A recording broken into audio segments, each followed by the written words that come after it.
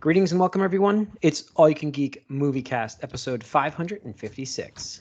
I'm one of your hosts, Jim Gass, joined by Corey Feinsod. Yo! And Tony Korkanakis. Hello. Welcome. The two pillars, guys. The two pillars of the podcast.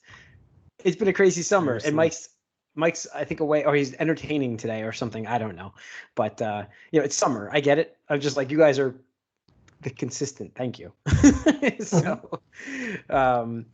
Welcome, listeners and viewers, to 556 of the Moviecast. Let me just tilt this up just a bit. There we go. So it's been a crazy week for me. I've been traveling and watched a couple of older movies. But first, let's get into the box office and talk about. I guess we missed you last week, right, Jim? Like you were, I was away last week. I know, but I got stuff the week before. I just need to figure out what I watched 2 weeks ago because you know what I mean. Thinking, just thinking that was like there's a couple things I was like, oh man, too bad Jim's not on this one. Yes, I can talk about this. Yes, there are stuff to talk about. Yes, thank you, Corey. Thank you. First things first, box office last weekend. Jungle Cruise, $35 million opening weekend for a pretty good, highly rated movie actually. I want to see it. It's definitely one of The Rock's highest rated movies. Yeah. You know what was funny about this? Oh, and Old was number 2, which is the M. Night Shyamalan movie, the weird movie, which did pretty well actually for its opener.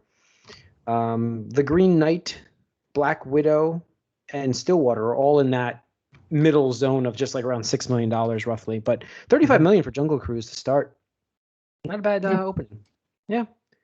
Oh, and 30 more on Disney Plus. Sorry, I knew I had that queued. So another good thing for that. Did you guys talk about Black Widow last week? Scarlett Johansson last week with her lawsuit. Okay, we have that. We'll be discussing that in a second. Like after. Yeah, I mean, we could go into that real quick because it kind of ties into this. I just like to keep it flowing. So, how do you feel about incentives for actors in terms of their digital incentives? Well, we talked a little bit about this when Warner Brothers said everything's coming out day and date. Right, like the Dune guys all were pretty upset about that. Like these actors, and unfortunately, it's times are different now. But these actors put in their deals certain things that potentially could pay off for them, down the line. But it's like that's part of the deal, though. I don't know. So I don't know the language of these contracts, so it's hard to like really talk about the stuff on either side, unfortunately. I mean, she's suing because she lost out on $50 million of bonuses or something like that, right? Was it 50 million or 10 million? I thought it was 50 million. It's probably a lot. It's a lot. Probably like we talked about, Black Widow was a $100 million movie, easy, pre-COVID, easily. Yeah, I mean, look what it did. It did great, actually. And then the digital was awesome. And I just feel like if no matter how you make the sales within that window, it should count for the actor in terms of incentives. If it's in the launch window of a theater and you're making money on it, they should be making money if it's in their contract. Yeah, I mean, I don't, like Corey was saying, I don't know the language of the contract. Certainly, if they breach that contract, then yeah, you need to do that. I think overall, it's going to be important for all these companies and the actors to negotiate that in their contract that stipulates this kind of stuff. Absolutely. And we've said before, this is new. This is the future. And we all called this last year. We talked about it, how movies were going to be changed, like everything's going to be changed. And all these contracts and stuff have had the language for the past 100 something years, maybe less. I don't know when superstardom contracts started, but at least 40 years. At least 40 years. Right. So they never had to think about digital distribution and how that can eat into their profit margin and their incentives and stuff like that. Now they do. So both parties are going to have to come together and write up this language of these contracts. At the end of the day, Disney might be wrong, probably, but at the same time, I have a hard time weeping for Scarlett Johansson not getting millions of dollars. Like, to me, it's just like, oh, cool, it's a giant conglomerate corporation versus a rich-ass celebrity. Yeah, I get you. I can't get excited for that, right? I don't give a fuck. Like, I just it's hard to be upset for one party over the other in this sense, but at the same time, it is something that's going to impact a lot of people that are not at that level either. So hopefully they can sort that out and not screw over people that are working hard and don't make tens of millions of dollars on movies. Mm-hmm. Yeah, we'll see. I know Feige was shocked to hear that they stiffed her on bonuses from that. I think he was surprised from that. So it doesn't even sound like it's coming from him. It sounds like it's coming from the Disney executives themselves. Well, of course. So he doesn't pay their bills. No, I know, but it's kind of weird that he wouldn't know that. But I know he was when they interviewed him, he was actually very shocked and kind of pulling for her to get her bonuses. So yeah. Anyway, did you see like the other bit of the news was the fact that the voice actors for the What Ifs are not exactly like being contact. Like Batista was posted on Twitter, like I think it was today, when somebody was like complaining. Batista was Drax was posting on Twitter about why he was not voicing Drax, and he just wrote in all caps because they didn't ask me in all caps. Yeah. So I don't know. It's weird because like a lot of the other cast members, like I assumed they were all there. It seemed like they were all there. I think it's based on resume. Like if they've done some voice work before. No, not even that. I think it's voice work. It's not money because they're probably paying. It's always money, Jim. Yeah, okay. It's always money. I guess if you can get these second-rate, sounds like Batista voice actor, you might as well just pay him far, far less money, right? Sure. Yeah. I mean, it wasn't just Batista doesn't need to do much. Like he just instead of doing it in front of a camera, does it behind the scenes into a microphone. It's like even easier. Yeah, I mean the thing is it's not just Dave Bautista. I think it was Tom Holland they didn't get either. They didn't get Benedict Cumberbatch, stuff like that. I mean, because I imagine these people like either had prior obligations or they're too expensive. Like whatever, I get it. It sucks, Or a combination of the two things where it's like it's going to cost us too much to have them do their thing at this point in time when they can do it. It's like right. Yeah. And again, it's one of these things that they didn't have to think about before in their contract. It comes out to contract. We're starring in X movies and that's it and stuff like that. And we even reported a couple weeks ago that Marvel's not doing those long-term contracts anymore. It's short-term. Yeah. But now they're going to have to think about like, now it's just not Marvel cinematic movies. It's possibly Disney Plus originals and possibly animation originals and stuff like that. Right. So again, and what is the difference between small screen and big screen? Like, right. There's that as well. It's like, well, you're a TV actor, so you get paid this amount, but actually this TV thing is part of the big picture too. So how does that all work out? A lot of changes coming up the pipe, and then at the end of the day, it's unfortunate for the fans because I would love to have all these actors reprise their roles for the originals, but I mean, come on, Robert Downey Jr. You can't tell me that he would not charge a pretty penny to come back. Oh, sure. Absolutely. So I get that. It sucks, but whatever. Got to make the best of the situation. Yeah, they did get a lot of them though, so let's see. Yeah. All right, let's get into what we've been up to, guys. I've had 2 weeks here to watch stuff, and so I have re-upped to Netflix, which I'm going to get into a show real quick. But I would like to first talk about a couple of shows, actually. One is Ted Lasso, which is back on. Fantastic show. Absolutely, please watch the show. It's fantastic. Season 2, I'm on. I've just finished episode 2, and it's really good. I thought they were going to throw a curveball for the characters. Like I'm like, what's going on here? But then they don't, and you're like, okay. But like it feels like they're going to, but I don't know. And it's like every character's got like the end of episode 2. You're like, how could you not tell the guy? How that seems weird. I know. It's just weird. Like there's like I don't know because they keep going for it like they're going to, and they just don't. So far, there's only 2 episodes, so we'll see. So yeah, I watched that. That's really good. I watched some older stuff too. The Big Lebowski again, and Dodgeball. But you can dodge a wrench. The other things I watched that were on Netflix. One was this comedy sketch series, which was called what is it called? Shoot, I'm going to draw a blank on this now. There's a sketch comedy guy who's like kind of like SNL. Netflix sketch comedy. It's like I'm doing this live. It's what is it? Sure, you're saving the other show for at last. Yeah, I was going to, but I know what I've watched there. I mean, I've also watched Masters of the Universe while I look this up. I think you should leave. I love how you call it Masters of the Universe, Jim. I know what I'm doing. I think you should leave is what I watched on Netflix. Hilarious show from Tim Robbins, and it's different Tim Robbins, by the way. Not Shawshank Redemption Tim Robbins? No, different Tim Robbins. I just realized what I said. I'm like, Corey's going to think that Tim Robbins. Different Tim Robbins. Robinson, that's why. Well, there you go. Tim Robinson. It's really good though. Oh my god, the first episode you'll be hooked. I mean, it's just I was laughing I was crying. I was laughing so hard watching it. So, but it's like it's also like very base humor. So don't look for anything super smart. Just so you know. All right, Masters of the Universe. I wanted to talk about this so badly last week. I almost just called in from where I was. What's funny is I only watched the first episode, so I didn't even know about all this stuff until after. I had to. I'm gonna take my glasses off for this. So I had to come to terms with a lot of things, and I have to say, like, before I get into this whole thing, and hear me. There's a lot of controversy. Hear me with like fully through this before let me finish this entire statement before anybody cuts me off here or thinks harshly of me, okay? Because I'm going to go through this. I completely understand why so many fans, including myself, are so disappointed about a bait and switch that occurred in this series. Because I'm sorry, it is a bait and switch series. We were promised He-Man would be the prominent character. It was stated by Kevin Smith multiple times in interviews, on videos. I was psyched for it. I love He-Man as a character. I love He-Man. He's like one of my favorite childhood heroes. I grew up with him, like that whole, like all the toys. It's awesome. And I love all the other characters, the Masters of the Universe. Don't get me wrong. And you don't know much about them from the cartoon.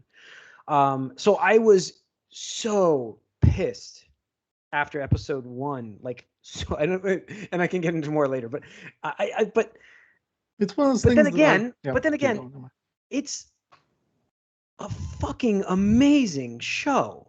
Like, this is a great cartoon, and anybody should watch this thing. Anybody who's a He-Man fan, like Masters of the Universe, and anybody who's not, this is a great show. Like, holy hell, I enjoyed 5 episodes, and this thing was fantastic. And yet I'm pissed. So it's a weird combination. Love the show. Would give it a 9. It's so strong. Doesn't get to 10 because I want more of my favorite character in it, but it's still it's a 9. It's easily 9, maybe 9.5. It's fantastic. Like, I loved it. Absolutely loved it. So but you didn't think I was going there. So that's why I said let me hear me out. So what I wanted to say was, because I only watched the first episode last week, and I was like, okay, this is not going to stick. It's not a representation of the show. Right. Well, yeah, and I was like, well, it's not going to stick. What happens? And I think we can spoil it. It's been like a couple weeks, right? Sure, we can. And Tony, I don't know if you care or not. So it's like, I don't know. It's kind of. It's 5 episodes, so you should check it out. Like, I really think you should watch it. I'll check it out, but like, but it's still like this. They kill He-Man at the end of the episode. Yeah. Of the first episode. Of the first episode. Like, oh wait, is he really dead? I guess he's. He'll probably be back in the next episode. That's what I assumed. And then I go and read some stuff. I'm like, wait, does this not happen? Like, no. And so, no. Yeah, so like, I was like, wow, I just went down this rabbit hole, this huge controversy, and I get it. I understand, like, why people are upset. It's like, this is a He-Man show, right? It's called He-Man Revelation or something, is it? It's about Tila and the Masters of the Universe. Yeah, it's not. That's the bait and switch, Tony. And that, by the way, though, it's, like I said, it's fantastic. Like, Tila's a great character. But the biggest issue, I think, is not the show itself. The biggest issue is that it was, set up and presented as a He-Man show. Like, this is He-Man coming back. So all the fanboys, everybody had nostalgia, like Jim. Oh, yeah, that's why I was. Yep. It's like, got me. You're buying getting toys again. a He-Man show, and all the trailers show He-Man. So, like, what do you expect to happen in this show? To follow He-Man, right? And so that's why I think there's so much like upset. But then I think I figured that plot line out. Tony, I think you'll understand what I'm about to say here. He-Man is Goku. So you can't have him there the whole time. It's like, because you can't. Like, he'll just win. So it's like, you got to create the turmoil by doing something to impede his progress. So far, it's only 5 episodes again, but they have now impeded progress multiple times. So I don't know if I should spoil this multiple times for people. I don't know. It's 5 episodes. I mean, the first episode I think is okay, but if you want to, like, if you're saying it's really good, people should watch it. They should watch it. And like I said, I don't want to spoil the final 2 episodes. They're fantastic, and they still are very they're a fun watch. Best thing to say, and I would strongly recommend just watching episode 4 and 5. Like, if you don't want to watch 2 and 3. Just watch 4 and 5 after you watch 1. So did they? Like, I assume they're leaving it up to like a sequel season or something, right? It's just part 2 is coming out, and I wonder if maybe because I don't believe that he's gone as well. Like I just feel like this is gonna. There's no way. So I feel like they're building like a Goku kind of thing. They have to just keep him. He's on Snake's path or whatever, Snake's way right now, and it's the way they have to do the character. I feel like because it's just like I don't know. And Skeletor's been pretty awesome. Like he was very brutal in that first episode that you didn't expect because the first part of the first episode, because I don't mind spoiling that, is very He-Man and the Masters of the Universe-esque. It's 1980s cartoon in the first like 3 quarters, and then all of a sudden it's like, Moss Man, you're dead, and here you go, He-Man, you're dead. And it's just like holy shit. Then it gets dark like real quick. So it's like. I don't know. It's so good, but I understand why so many people are pissed. I get it. So yeah, it's like actually a Turtles reboot or new show, and it's like at the end of the episode we just kill the Turtles, and it's about April O'Neil and Master Splinter and Casey Jones being sad. It's like, all right, it's the same idea. It's basically the cancel culture they figured did it, and I'm like I'm not defending decisions made about who's running the Masters. Like it's about Tila, and it's fine because we didn't get much story about her when on the show as well. I like getting the story of these characters, Man at Arms. Yeah, and I don't get these characters either. It's just I think the presentation of what you were expecting and expectations. Yeah, that's where it definitely felt like a bait and switch from what I understood about it. Yeah, because I think that's the idea. Like it's almost like playing Metal Gear Solid 2 and so ready to play a Solid Snake, and then you get that bait and switch. It's the same idea as the Metal Gear Solid fans. It's the same idea, but not. But then I would argue that Raiden was pretty good. So you know what I mean? Like I would argue that. Like I enjoyed Metal Gear Solid 2. It's the same idea with this. So I don't know. I think it's like this is happening a bunch though. I feel like where you have expectations set out and these trailers presented with everything about something that has nothing to do with the actual thing, like event or show or movie.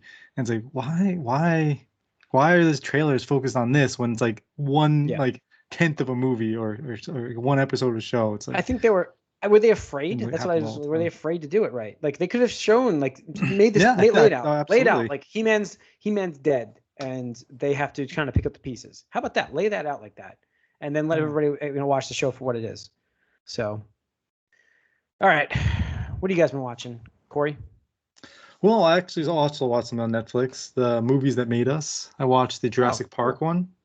There's Movies That Made Us now. Mm-hmm. Yeah, they have a second season of that, I think. Yeah. I mean, the Jurassic Park. It's also it was really good. It was cool because that was kind of when ILM was really getting it basically introduced computer generated characters as far as the dinosaurs, and that movie was set up to be done in stop motion. And then one of the ILM guys was just like, I think I can do this on a computer, and so he just did it on his own. And that's awesome. And then they had a presentation with Kathleen Kennedy and Steven Spielberg and all these other guys come in, and he had it on a computer running as they walked in, so they all saw it as they passed. And then they're like, wait, what's that? And so he's like, oh, did you know? And so then Steven Spielberg's like, this is a game changer. This is happening. We're doing all these digital things now. So it's pretty cool. Yeah, the special effects in the movie were unbelievable.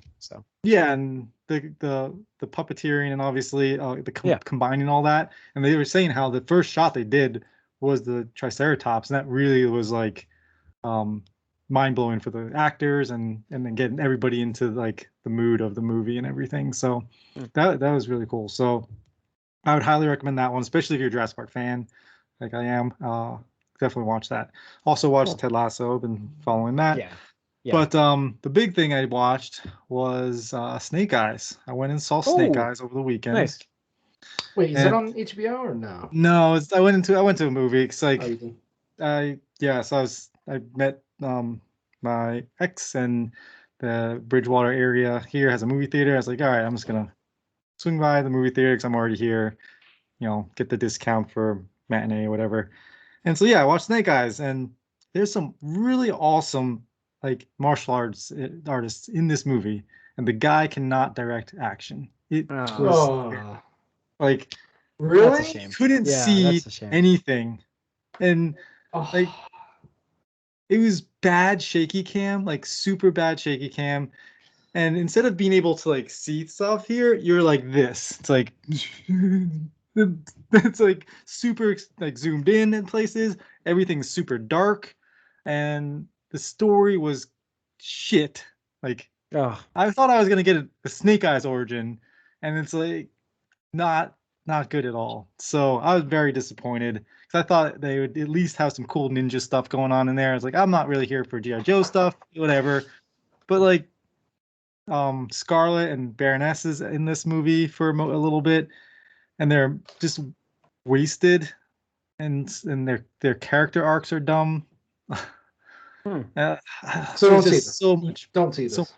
Yeah, so much disappointment. Yeah, that sucks. That sucks. And of course, Snake Eyes is talking the entire time, and there's no. Well, they have to. They made an origin for that. But there's no like indication of why he makes this oath not to talk in this movie. Oh, really? I expected that to be what this was about. That's what I thought we were. That's what I expected. Yeah. And the other thing is like, Snake Eyes is the villain in this film. Just so you. Really. Yep. So there's that. Wow. Doesn't he have villainous origins in G.I. Joe? He does. I mean, he does, and like that's part of why I thought he was gonna do his oath of. But they didn't do that. But they don't do it, and it's like his whole like villainous plot line gets forgiven in like a split second, whereas Storm Shadow does one thing, and he's like, "You're done for. It's over." Like, and so it just really was like a switching up. Was like, okay, Storm Shadow's the good guy, Snake Eyes is the bad guy, and then like everything switches in a matter of like moments, and you're like, this does not seem realistic whatsoever. Like supposedly blood is the most important thing, but obviously not anymore. So for this clan, yeah, right. But yeah, I love the guys that like the martial artists. The guy from the Raid those is in are it. All awesome guys. Yeah. And the guy from Warriors. Awesome. Yeah. So so upsetting. I was like really excited for a good like martial arts ninja movie, but bad action. Like they got such good stunt people too, and just like the guy couldn't film action, can't do it. So yep, definitely skip it. All right, Tony. I watched the third and I believe last season for the Netflix anime original Transformers Kingdom or something like that, which sets up, it's a third season, quote unquote. And it takes place on Earth. And they did some cool things. Spoiler alert, they do crossover with the Beast Wars characters in this one. Oh, cool. So it's like G1 characters meeting Beast Wars characters. And that alone should have had so much premise for like just interesting dynamics, interesting story development, character development. And they touched upon it a little bit with two of the characters, but everybody else just felt like shrug, and I was just like, God, why would you do this? It sounds really stupid to say this out loud, but like it sounds like they just wanted to sell toys and like not even care about like integrating it into the story. And I get it, it's a cartoon, it's supposed to sell toys, but like if you're getting writers to like write this story out, and again, this is a 3-season arc spanning storyline, like you would think you would build up to that and have it be cool and or interesting, and it just wasn't. So they left you blue balls. Yeah, a little bit. And the thing is too is they tried to. There's a lot of homage, which is good, but and part of me really wants to get away from the homage. Like I want new stuff. Like the Michael Bay verse was a good balance of just like, hey, here's some of the characters that you know and love. But we're gonna do something totally like new and wacky and zany and whatever. Like that's fine because like it's like, hey, familiar characters, new story, new settings, etc. Whereas like this, it's just like it just feels like they're retreading too many of the popular themes just to be like the nostalgia where it's like, hey guys, remember Unicron? Wink, wink, and it's like, cool, yeah, I do remember that. Wink, wink, and it's just like I don't know. For me, I'm just like, Same thing. How Mandalorian. Like, I just don't care about that kind of stuff. It's like, all right, like you just kind of undermine all the other characters in the show and stuff like that. So that's whatever, and that's unfortunately pretty much it for me. All right. I do gotta say real quick. Beast Wars, the guy who did Megatron, the Tyrannosaurus version, I forget his name off the top of my head, but like he had such a good voice actor, and like I don't know if you guys ever watched the show, but like one of the I watched it. Yeah, one of his most iconic things was when he would just go yes, like very like menacingly and stuff like that. It's like a hiss to it too. Yeah, it's like his thing. Yeah. The voice actor they got for Beast Wars Megatron.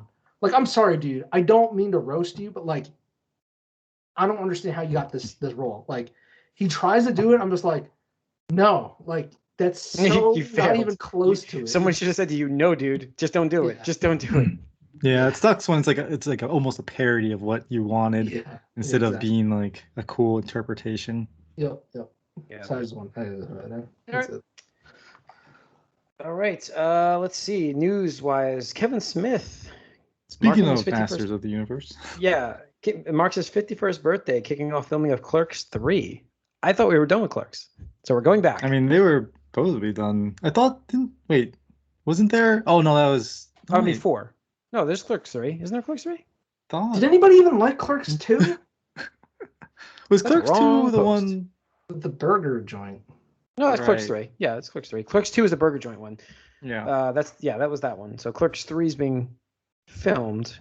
I think that's some mall one that they're doing, but maybe I thought they were doing Mallrats too. I don't know. Doing a sequel to that also. I don't know anymore. But I don't know. Like, I'm sorry, Kevin Smith. I'm sorry, dude. Yeah. Again, View Askew stuff was great in the beginning, but now it's yeah. Like, I don't care. Miramax garbage. Like, I don't care. What is Clerks 3 gonna be about? Like, I don't know. Not to mention, dude, like Clerks was great because you like literally had nothing. You filmed that like at night at that store without the owner knowing, I think, or something like that, right? Yeah, they can only do it at night. Yeah. Yeah, it's like, dude, you're a fucking millionaire, man. Like, I don't give a shit about what you have to say about a shit ass job at retail. Like, when have you worked retail, man? It's been decades. Come on. I don't know. All right, what else do we have? September 22nd, 2020. Oh, September 2nd, 2022 is a big day. Lord of the Rings, Amazon's series is coming out. So that's pretty big. They actually started. Did they start filming today? Is that what they started doing? Or they wrapped filming? They wrapped filming. I was gonna say they've been filming for a while. I thought wrapped filming on this, yes. And so it's September. They wrapped and then gave us a release date. So we could get a lot of post edit for it over a year before it comes out. Interesting to see what they do with this series after the movies, like what kind of inspiration do they draw? Wheel of Time was supposed to be coming this year too. Wheel of Time got renewed for season 2 already, which is crazy. If I remember reading that last week. Last week I think I saw it in the news. So yeah, Wheel of Time is very soon. I'm psyched. I hope it works. Yeah, I was so bummed about Sword of the Seeker, or what was it? The Seeker of Truth. It was the Sword of the Seeker, I think. It was Sword of Truth. They called it Sword of the Truth. That's what they called it. No, it was something like the Seeker for the show, but whatever. I was so bummed. That was garbage. That was like almost like a PBX 11 or something garbage. Yeah, it was on CW kind of show. Yeah. It was definitely filmed. It felt like Hercules. The old Hercules shows. That's what it felt like. So we should get better budget on Amazon for these stuff at least. So we'll see. All right. This is big news. Netflix is going to require requiring all personnel, actors, staffs, everybody to be vaccinated. They were one of the first major companies to do this. I know there's been more and more popping up, which is great. They're like taking the lead on this stuff. And I know there's always those anti-vax people are out there who are just slamming their fists against the desk saying this is not fair. I've been in an argument with my younger brother who is actually vaccinated, who says it's not right. And I'm like, yes, absolutely. It is right. It's it's their company. It's their company. It's free enterprise. They can make their own rules. That essentially, if you don't like them, you don't have to work there. Right. So people talk about freedom of choice and freedom of this. Yeah, you have the choice not to do it and not work for the company anymore. Like you have that. Exactly. You have that choice. Exactly. With this Delta variant going around, it's more and more today, I was out and about all over the place. I had to wear my mask multiple times again. Which I would just go out and wear my mask now. It doesn't. I have to wash it. I'm bringing it now on this trip. I'm going on vacation. I have to wash it. It's been sitting in my car. I'm like, I had it on 3 times today. I'm like, oh, it's got to get washed, man. This thing's got to get washed. So I had this special mask I bought that has like a silver lining in it, which it is a normal mask. It literally has this lined in silver inside, so kind of antimicrobial, naturally silver is. So I am using that because it hopefully add another layer of protection, even breathing in. That's my theory. But yeah, so I'm back to that again, and I'll be bringing it on my trip just to have it. And any crowded places, I'll be having the mask on like that. So yeah, as far as companies and stuff like that doing this, I think they need to make their own choices, obviously, but I think people need to just pick a side really and just like go for it at this point. Yeah, I mean, it's so unfortunate that our country is so ingrained politically that we can't just mandate this. Like on every level. And if your employers have to do it to get it through, then fine, fuck you. Like, I'm sorry, unless you really have a dire medical thing, which, to my knowledge, is super rare. And the other reason is like religious. Like, fuck off. Like, I'm sorry. Like, your religion doesn't mean you get to just fucking be like ignorant to science and endanger yourself and others. Well, right? No, they don't believe in science. Right, but like it's so dumb because they're like, oh, it's my body, my choice. It's like, first of all, okay, I guarantee you your stance on abortion is way different than that. I guarantee it. I guarantee it. Second, we have laws that say, hey, you have to wear a fucking seatbelt when you're driving a car. You see people going, my life, my choice, blah, blah, blah. It's like, because you're a fucking idiot. We have laws that say you can't drink and drive and shit like that. It's for your own health. Yeah, it's for your own health and safety of others. Like, I'm sorry. Yep. And the thing is, it's so fucking infuriating because here we are over a year and a half now. We were so close, like so close. Yeah. And if people just got the vaccination, we could be like finally getting, back into a new normal. And it's like, no, now Florida's fucking us over. Texas is fucking us over. It's infuriating. So I applaud all these companies that are actually, doing something about it and saying, fuck you, you have to get vaccinated or don't work here.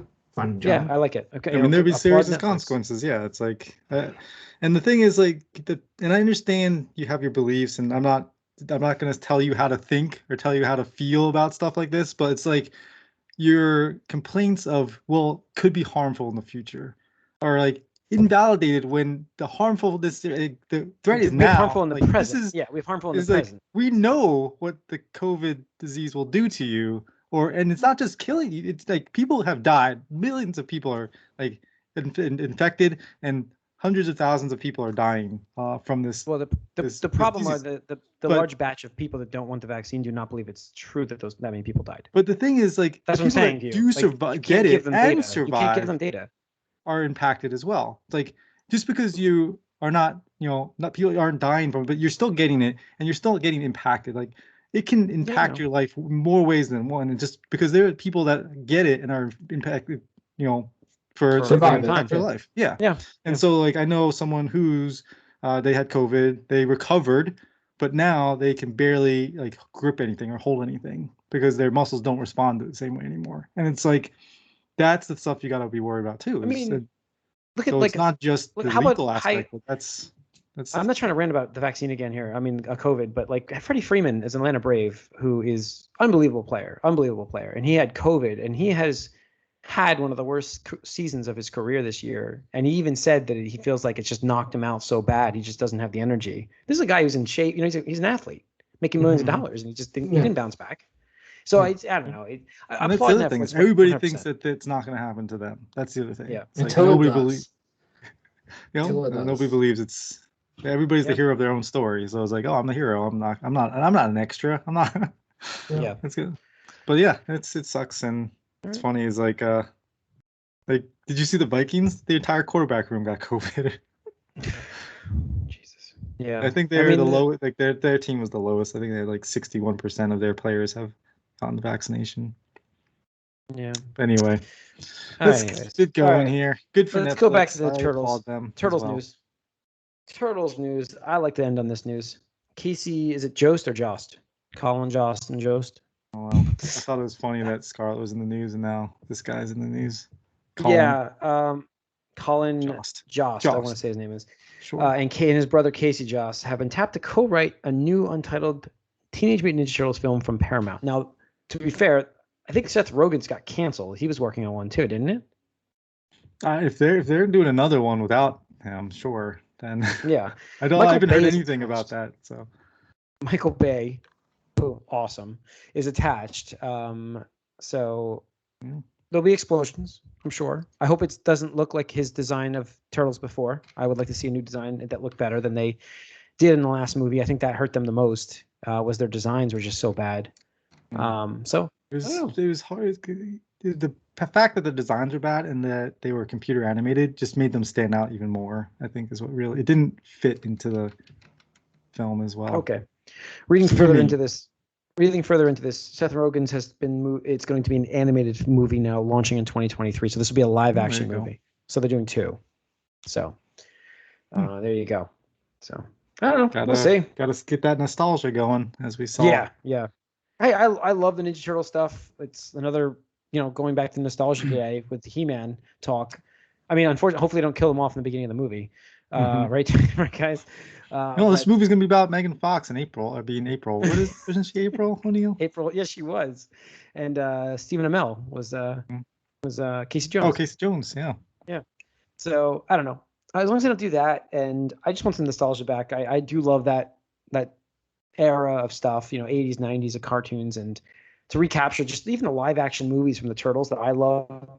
I know they don't age well. If you watch them again, you're like, it's kind of rough, but I still enjoy them. Like I still would sit down and watch them with get a group of friends over and watch some old crappy movies. In fact, I thought about doing that at some point soon, by the way. Surf Ninjas, Ninja Turtles 1 and 2.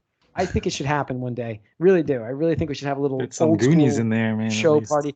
Have it outdoors. I'll have to set up the movie theater, but then we'll set it up. Anyways, that's going to do it for the news. I think that's it for the podcast. So that's going to wrap up 556 of the Moviecast. Thanks for tuning in. You can write us allyoucangeek@gmail.com. You can follow us on Twitter, like us on Facebook. If you're watching this on YouTube, hit that subscribe and that like button. See you guys. We're out.